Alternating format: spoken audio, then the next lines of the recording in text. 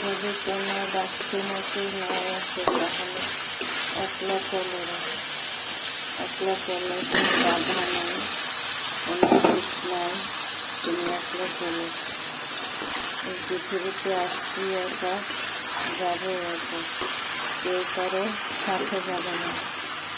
যাবে কি একটা ভালো ব্যবহার, একটা ভালো কাজ, যদি পারো কোনো একটা ভালো কাজ করে রেখে যায় তাহলে পরজন্মে তোমার সাথে নিয়ে ভালো হবে। আল্লাহ তাআলা তোমার এই ভালো কাজের উসিলায় দিয়ে তোমাকে জান্নাতবাসী করে দিতে পারে। তো আমরা সবাই মিলে আসুন, প্রতিদিন একটা করে ভালো কাজ করি। ভালো কাজ সবার করা উচিত। একটু রান্না করছি এখন দুপুরের জন্য চিংড়ি মাছ দিয়ে দুল। প্রতিদিন মাছ টাছ খেতে ভালো লাগে না, তো আজকে নর্মাল খাবার নিলাম। চিংড়ি মাছ দুল খুবই ভালো হয়, সুস্বাদু। আর দুল ঠান্ডা তরকারি, শরীরের জন্য যে গরম পড়তেছে, শরীরের জন্য খুব উপকারিত। কার কার চিংড়ি মাছ দিয়ে দুল ভালো লাগে বলবেন।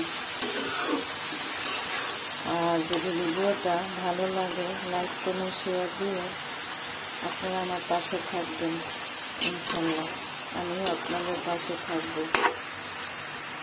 একটু কষালাম, এখন একটু ধরে দিব, তারপর ভেজে দিব।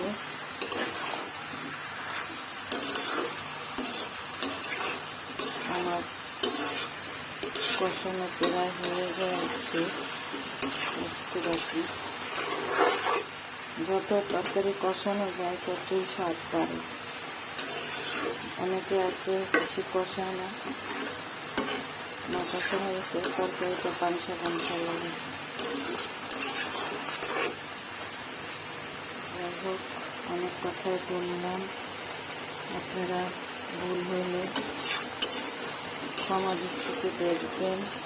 আর ভালো লাগলে লাইক কমেন্ট শেয়ার দিয়ে পাশে থাকবেন।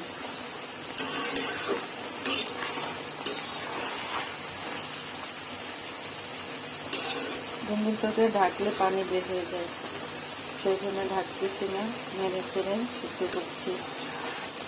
এটা পাংশা তরকারি, যত ঢাকবে